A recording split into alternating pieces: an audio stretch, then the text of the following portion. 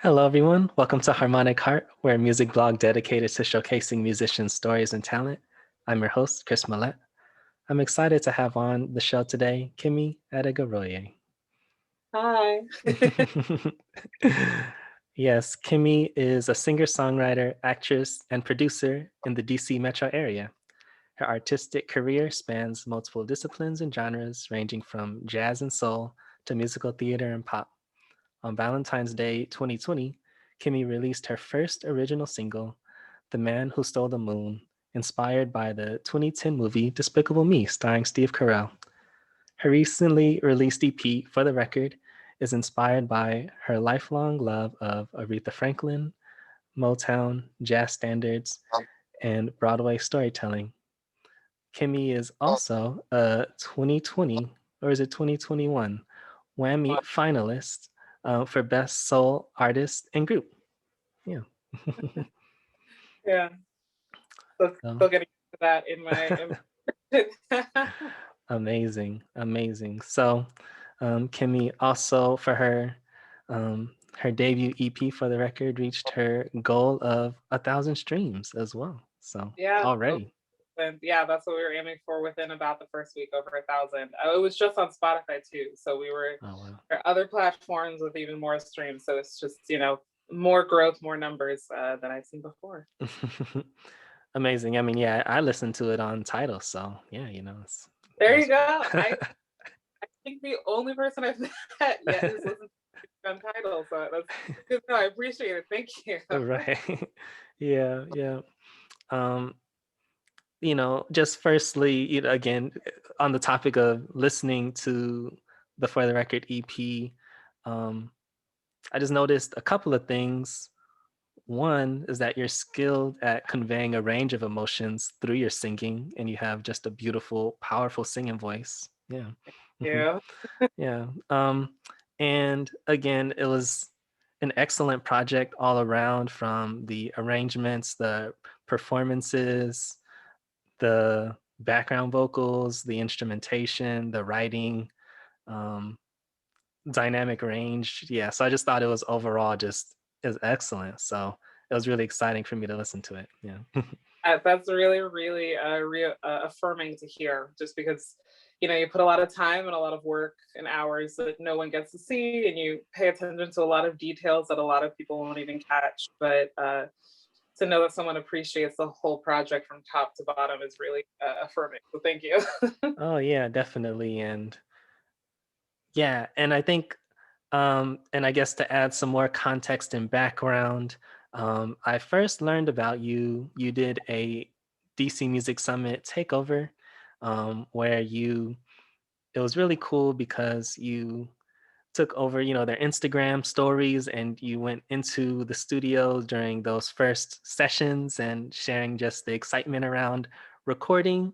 And you shared that. And you also did a interview with Valu from DC Music Summit too. So that's how, I learned about you.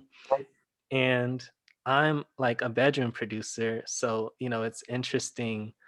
So that's what really sparked my interest, or piqued my interest, to learn about how you just organized and arranged all these different people and worked with this, just a very collaborative process. So that's, something that I want to talk some more about today. Yeah. Mhm. Yeah, no, I love talking about the process just because it's a journey and it's taken a long time, but it's been really fun, and we've learned a lot of lessons and had a lot of great experiences throughout. Mm, mm. And since I do a lot of things myself in my room and I hear how my stuff sounds, then I'm like, oh, when you go to like, I know when things sound excellent when they're supposed to be done the right way. So I listen out for stuff. Yeah. Yeah, sure.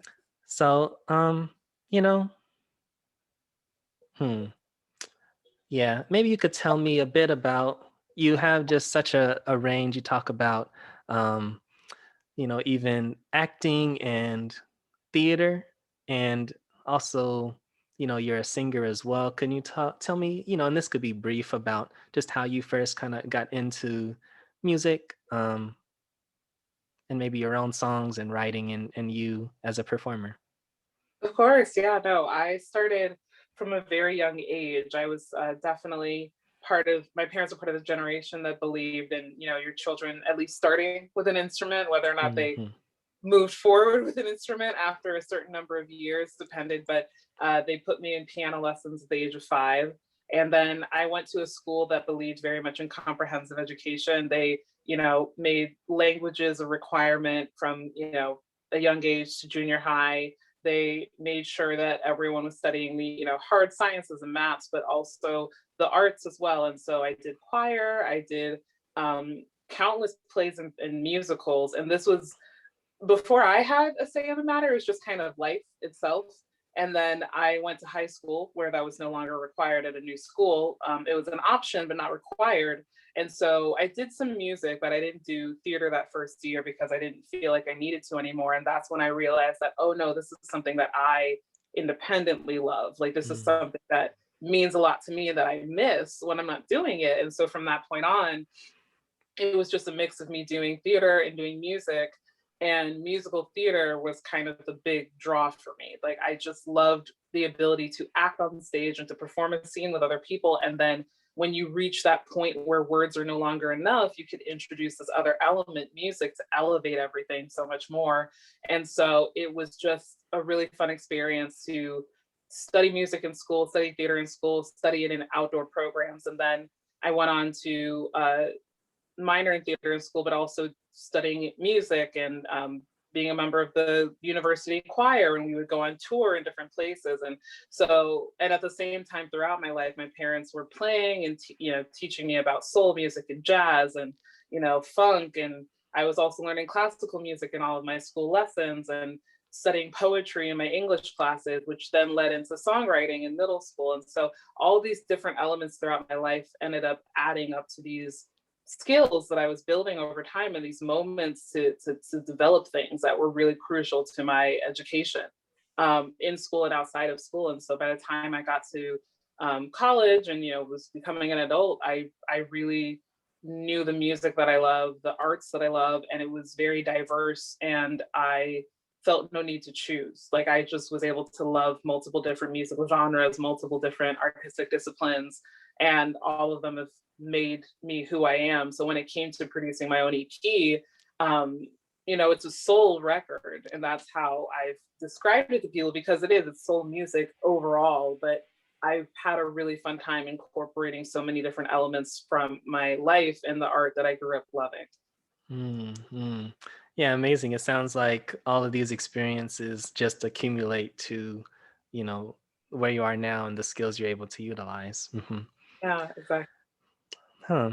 And can you tell me some more about, I think you recently went into music full time. Can you talk to me about that time before? And um, were you like performing in the DC area before that time and during that? And can you speak some more to that?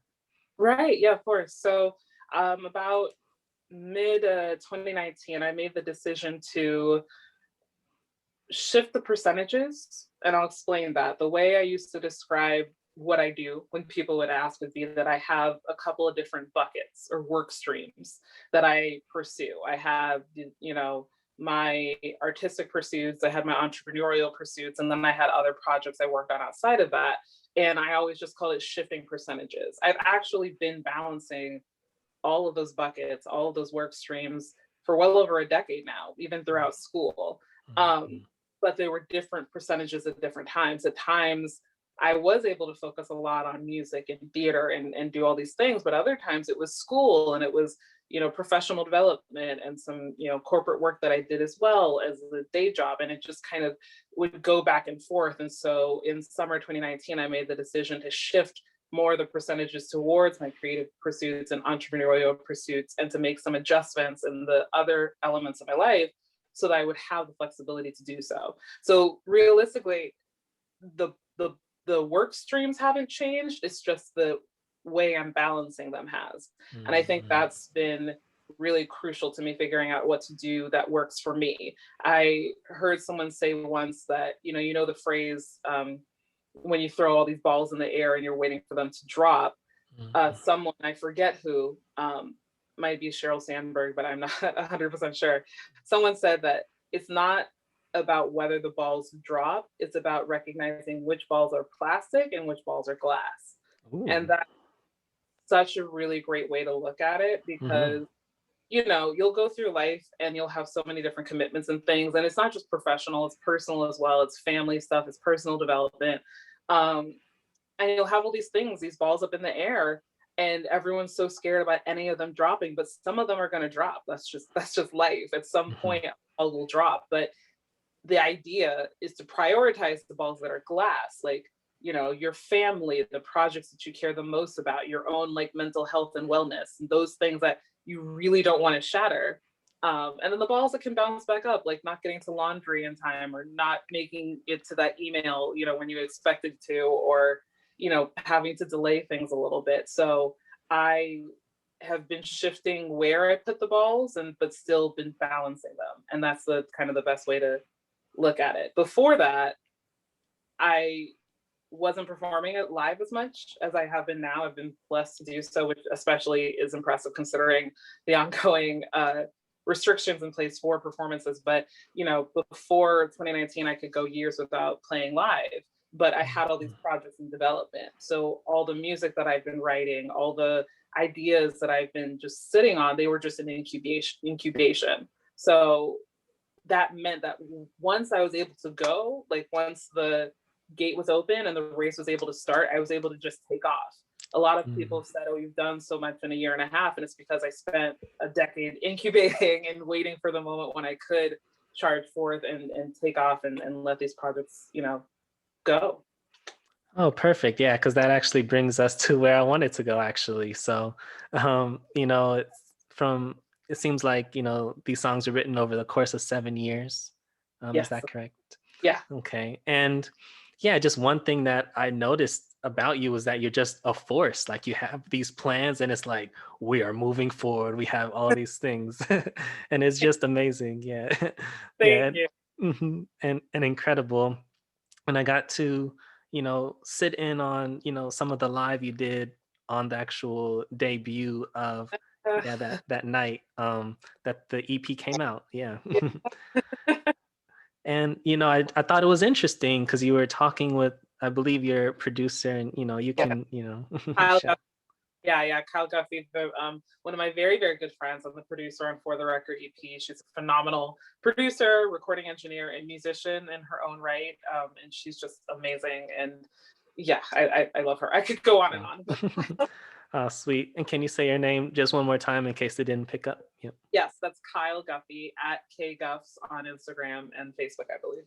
Oh, sweet. So I thought it was interesting. She mentioned that, there was a time where you were curious about what would the sound be, and it seemed like there was a bit of a questioning there. So, can you tell us a bit about that and the switch or flips that happened where now you're just resolute and this, locomotive just pushing forward like with the clear vision?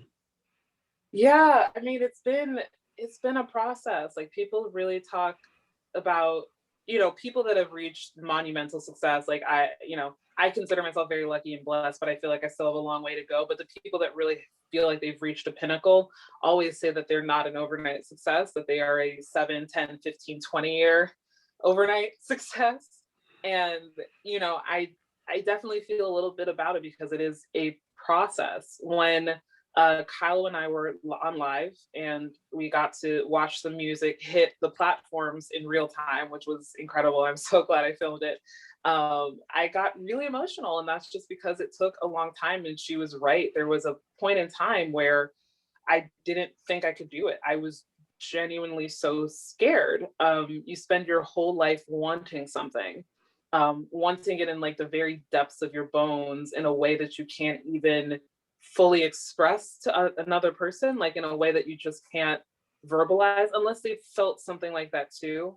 And spending that your life with that desire going, not unnoticed by people, but not seen in the way that you really want them to see it and to feel it. Hmm. And Hmm. it was a scary idea to think about finally bringing that out into the world, especially because I decided a very, very long time ago, even as a child, that as a songwriter, I didn't want to just create something to create it. I didn't want to just kind of factory settings release music that didn't mean anything, didn't have any lasting impact, was temporary, and just, you know, just didn't really mean anything, just to have done it. For me, that's not the music that I loved. And I felt like if it couldn't live up to that music, then there was just no point in putting it out there.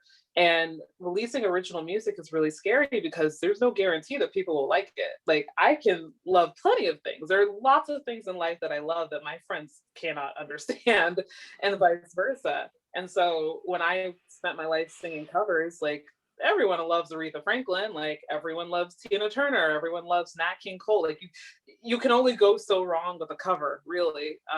Especially if you just know how to do it well. And I felt confident doing that. But putting out music that was authentic to who I am, it's scary. It's a really scary thing. And I also just didn't think, if I'm someone where if I don't think I can do something well, I kind of don't want to do it, which I'm working on, because there's definitely, there's a benefit in doing things, to work them out and to try and to learn.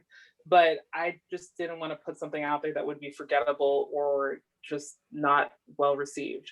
And the switch happened, in a two-parter. One was definitely the people that I met who gave me the tools and the resources to do so. Like, because a part of it was just lack of knowledge. I'd never released original music before. There were so many elements to this that I personally didn't feel like I could do by myself. And I just didn't feel like I'd met the people who could help me. And so when I met Kyle and she heard my music and she said, yeah, this is good, we can do something with it. We can do it soon. We don't have to wait 10 years. We can do it. I was like, oh my gosh, cool, okay. And then I met more musicians like Josh Jenkins, who helped arrange the music and is an insane pianist and musician and really good friend. And, the rest of our other musician friends who played on the record found a studio. Like, one by one, these things started appearing as I was waiting for them. And so that made it easier. And then the second part was, giving myself permission and acknowledging who I am, like giving myself permission to do something and to maybe not do it well, and maybe for it to maybe not fail, but at least to have done it. And then focusing my efforts on making sure that I was making something that I loved, because it's very easy to get lost in what other people will think. And I could easily have just focused on, well, what will other people like? But there are billions of people in the world, and not everyone's going to like it, and everyone has such different tastes. But I felt like if I made something authentic, at the very least, I would like it. And frankly, I was okay with being in love with this EP if no one else is. I'm thrilled that other people are loving it too. That's super reassuring. But I released this music because I was in love with it, and because this is music I would have listened to even if it wasn't coming from me. And I think it was really important for me to reach that point, because otherwise I wouldn't feel so confident in presenting it to other people. Mm-hmm. Yeah, I relate to just so much of what you said, and I appreciate that you shared the moment of you first discovering that the music was live. It was Right. just just so beautiful. Yeah, it was just a beautiful moment. Yeah, honestly, it took me back to when I released my first album, and yeah, just that excitement and kind of it being surreal, that this dream being realized. So I appreciate that you shared that, and it's exciting. Yeah. Yeah, so we can all share, in that. Also, just the fact that you leaned into who you are and with the music, and also, recognize that this isn't the end all be all as well. And there'll be other music that comes after this too. Yeah, Yeah. exactly. Can you talk about, just wanting the music and the songs to really mean something to you? Can you tell us about the songwriting process of, yeah, just you writing these songs? Yeah, so I wrote the very first song in December 2013. A good friend of mine was over and we were watching the movie Despicable Me because we were grown adults and he felt like watching an animated movie that afternoon. And so we watched it. And it was really funny. It was a really great movie. And there was a line in the movie where Steve Carell's character Gru said he wanted to be known as the man who stole the moon. Because it's an animation, he meant literally taking the moon, like shrinking it and putting it in his pocket and fleeing from the police. Mm-hmm. But I remember I turned to my friend at that moment and I said, that sounds like a song. Like that kind of very Hallmark, cheesy Hollywood, that sounds like a song. But it actually happened because it reminded me, just in terms of the name, it reminded me of Judy Garland's The Man That Got Away, which is from one of the original A Star Is Born movies that came out, several decades ago. And it just sounded like a torch song that someone would write about how this man left them and what they were left with, and how devastating that was. And so, we watched the rest of the movie. He went home, and then I went to the piano and I just started playing around with it just because I couldn't forget the idea. And I hadn't really been writing songs for almost 10 years before that, just because I convinced myself at the young age that I didn't have enough interesting experiences to make good songs. So I said, well, then, in the vein of not doing things if they're going to be bad, I just kind of stopped because I didn't want to write something that wasn't worth it. But I was just so inspired in that moment that I just decided to play with it. And it really was going to be this very torch jazz song, a little bit dark and, kind of not gritty, but just kind of mournful, like a ballad. Like it was going to be a ballad because I love ballads, and that was what I had in my head. And at some point, honestly, I think it would be funny to just kind of play it like that, just to see what people thought of the Venus on the Moon, the alternate universe. Right. The more I played with it, the more I thought about the Motown songs that I grew up loving that are incredibly depressing in subject matter if you think about it, but because they're set to this upbeat beat and they have this really fun arrangement, it's their party songs, like Please Mr. Postman or Stop in the Name of Love or Papa Was a Rolling Stone. Like all of these songs are actually very heartbreaking. That's true. Right.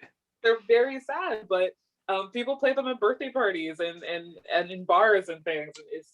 It was a fun dichotomy to play with that. It leaned very much into the fact that when you are dealing with hurt feelings or even potentially heartbreak or heart bruising, as I like to say, you can find yourself feeling overly dramatic. You feel like the world is ending. You feel like everything is over and everyone should care that the world is burning, but it's not. I mean, you'll get over it, you'll move on. And which is that's the moon being stolen out of the sky and birds and flowers. But at the end of the day, as ridiculous and dramatic and sometimes temporary as I can feel in the moment, it's very honest to say, but it does feel like the moon is out of the sky. It does feel like music and birds and all these signs of love have been ruined for me. I mean, that's why you see people who are like, I can't stand, or Neo had a line in one of his songs, So Sick, for back in the day, where he said, I'm so sick of love songs. And he would talk about the love songs he just couldn't listen to anymore because he just, in that moment in the song, he's not in the place to enjoy these things. And there's also the classic standard Down with Love that a lot of amazing artists have sung, and it talks about down with love, down with flowers and rice and shoes. It even says, take that moon, wrap it in cellophane. Like the moon is such a symbol of romance and love. And so it felt interesting to play with that dichotomy of like, yes, I know I'm being overly dramatic and no, the moon isn't actually out of the sky, but it feels like that. And I'm going to be really honest about that moment. And so that was the very first song I wrote. And after that, I was inspired by a lot of different things. I was inspired by TV shows and my own personal experiences and talking to friends. I was inspired by different phrases, like both Rock Steady, Be My Rock, and Drinking Poison were inspired by these sayings I had heard. Rock Steady, Be My Rock was inspired by this saying from one of my best friends, which is that, in your life, there will be leaves, there will be branches, and there will be roots. And it's important to know the difference.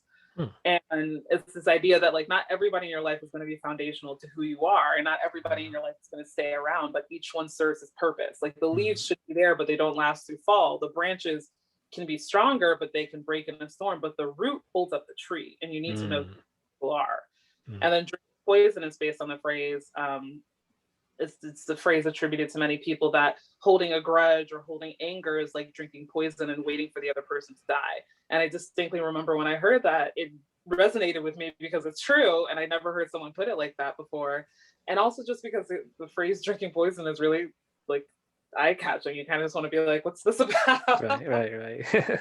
um, but yeah, so that's kind of how a lot of those songs float out. And then in the silence of your love, that's just a love song to my family, my friends, the people who are my roots. It's that's why Rocksteady is first, and then the silence of your love is last, because they're companion pieces. Rocksteady is saying this is the love I want, and in the silence of your love is saying the love that I have, and they're one and the same. And so it was fun to play around with that.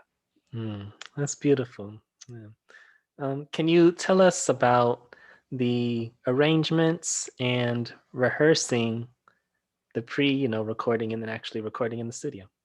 Yeah, so I had experimented a little bit with, I had done recording before. I've been in recording in my bedroom. I've been recording in studios. I've recorded, in different places.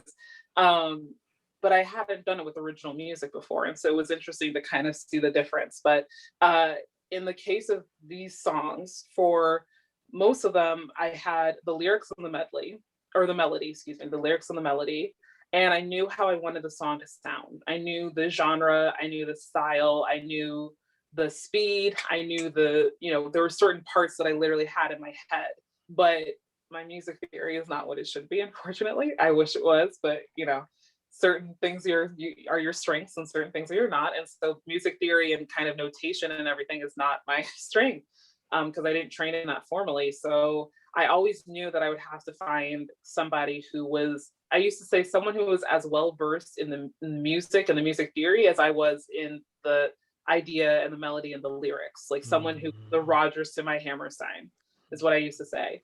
And so Kyle worked as the arranger. Kyle Guffey, my producer, worked as the arranger on The Man Who Sold the Moon. And she was phenomenal. I would tell her things and she'd be like, I got it. And we'd workshopped so many different ideas. She was super patient with me because I tend to be very specific in what I want, especially for these songs, because I've been thinking about them for years. And so I knew very much what I wanted to hear. And that was a really great process with her. And that took about a year and a half, just because we both had competing priorities and engagements. After that, or near the end of that time, I met Josh Jenkins, who served as the lead arranger and pianist, organist, and music director on the EP. And he and I just met an open mic night here in DC at Mr. Henry's. I could tell the second he took the stage to play that he was incredible. And so I very quickly introduced myself and said I'd love to kind of play sometime. We played a couple gigs together that were just a really great time, and we were also bonding as friends. And so I told him about this project, and I said, Kyle is the producer and she's working on these things, but we have competing priorities, and so we can't move this along. Would you be interested in joining? And he graciously said yes and joined the team. And he and I worked together to arrange the music. So I would essentially play him a song. Like I would do a very simple, very basic voice memo, usually on my phone or iPad or something. And we just play it for him. And I would just kind of give him the feel. I'd say this is going to be kind of bluesy. This is going to be kind of ballad, soul, feel. These were the instruments that I want. I was very specific about, I want electric guitar and 3 or 4 horns and background vocals and all this stuff. And I explained, what influences I had, so he could listen to those and kind of get a feel for what I appreciated out of those arrangements. And then he would just take those ideas, go away, put something together, and bring it to me based on the melody, the lyrics, the instrumentation, the thoughts that I had. Also adding in his own ideas and thoughts that were so genius. For instance, I had spent 4 or 5 years thinking that the instrumental solo in the Silence of Your Love was going to be violin. That's what I had heard and thought in my head for so long. And when I explained it to him, he's like, no, I think you went cello. And the second he said that, I was like, yes, correct.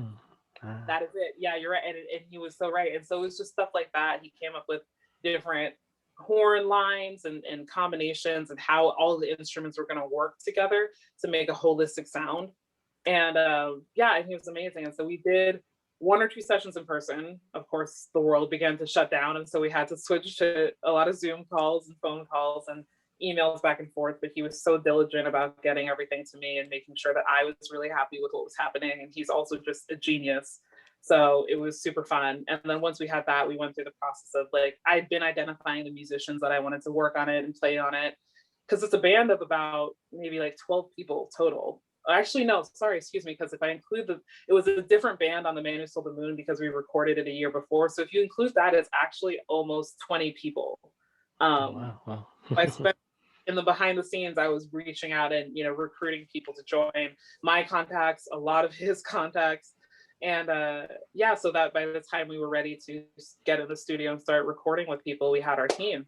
And, it was a dream. It was an absolute dream. Mm.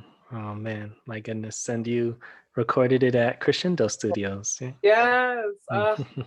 My absolute favorites. That was actually another Kyle connection because she Mhm. was really good friends with and had worked with the one of the co-owners and several of the staff members. And Mm. so she told me about the place, and I was like, "Oh, cool! Sounds interesting." Mm. And then I went, and it's just the most beautiful setup, beautiful Mm. facility, Yeah. um, and it's run by people who are musicians themselves and really know and appreciate music at all ages. They run as a music school too, and so Mm. they have kids super young who are learning and really developing and investing in their passion for the arts at a young age. But then they also have these gorgeous studios where I recorded pretty much the whole of my EP in, Mm. and Mm. I will be having my EP release show in a couple weeks as well. And so, Mm. yeah, they're the best. I could gush about them for forever, and they've been so good to me, so kind and supportive and Mm. encouraging. They're great. I love them. Yeah. What was your favorite moment while recording? It's hard because there were just so many. I think honestly, I can't pick just one. I'm going to be Mhm. that person. I really can't. The whole thing was a dream, but I think the moments when I could, I'll say, I'm going to be even worse. I'm going to say two types of moments. One, Sure. the the moments when I was actually able to sit back and listen and hear the music that had been in my head for so long out loud. It's just a very surreal experience because as a songwriter, you hear this, but you hear it so vividly, like a vision or a feeling. Like I've heard these songs in my head as if they were fully arranged and played by 10 people and out, but no one else could hear it. And so to hear it, I told Kyle, like, the first time she sent me one of the mixes, like to hear my music outside of my body for the first time in my life. And like, it was really powerful. And so that was amazing. And then another moment or two that happened was um, moments when I appreciated that I was just the talent that day. Mhm. As an independent musician, you are typically never just a talent. You are the stylist, you are the coordinator, you are the finance manager and budget manager, project manager, you are the photographer and social media manager, you are 50 other things besides being the artist. And that just means that you're so distracted and trying to get everything right and something inevitably slips through the cracks. But because of the team I was blessed to surround myself with, there were several moments, even on like film, by the videographer who got to take over the camera and film all these moments for me. I was just saying, I don't know what to do with myself. I'm just talent. Like that's never happened to me before. I was literally just there to like kind of sit and look pretty and sound good. Like it was so nice. And I really appreciated that. And that's all thanks to the people that I met and was able to bring on the project because they handled everything so competently and were so enthusiastic about getting everything done and doing it well that it took the burden off of my shoulders to take care of all these tasks that normally would solely have fallen to me. Mm. They'll sound like, yeah, just surreal experiences. Can you share with us just a little, about the concert you have coming up and um, anything that, how you want people to follow you and keep up with you. Yeah. Yeah, no, I'm so excited for the release show. It's happening on February 26th and it'll happen online. So you can see it from literally anywhere in the world.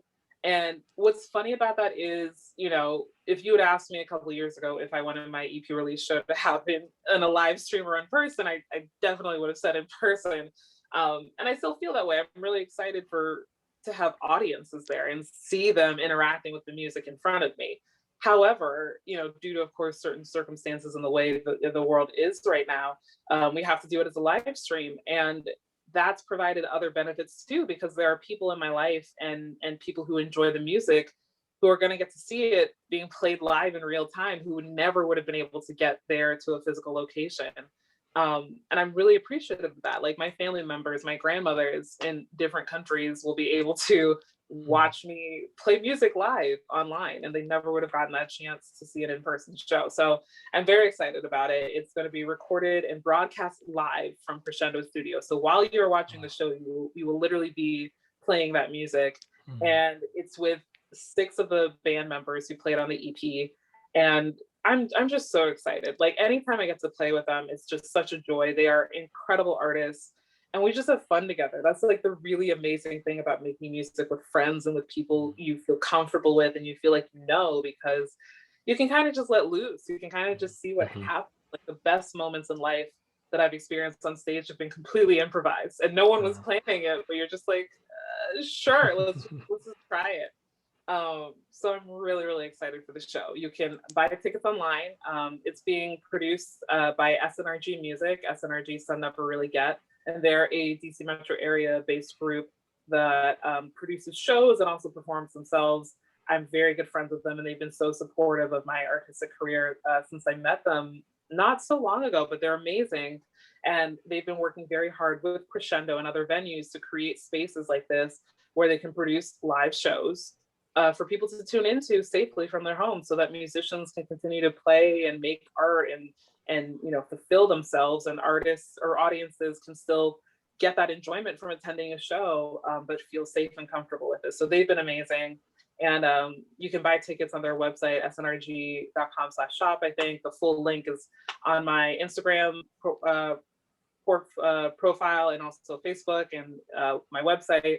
And yeah, it's going to be a really, really fun show. And in general, if you'd like to follow me, you can follow me at MS Miss Kemi Adegoroye, so MS and then my name, on Instagram and on Facebook. You can also visit my website, kemiadegoroye.com, and sign up for my newsletter. I finally talk about things you did during the pandemic. I finally got my email listserv up and running, so you can reach out for updates. And I also do work with a local band as well, and so we play music separately. That's a little bit different and super fun.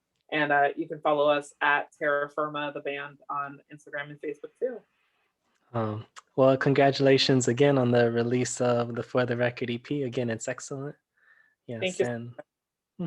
And you know, Black women make everything better. So, and and you as an individual are inspiring to me. So I really appreciate you coming on to share your story with us. Yeah. Thank you. It's really my pleasure. And it's great to meet you and to meet people who are supportive and appreciative of the arts. Yes, my pleasure as well. Yeah.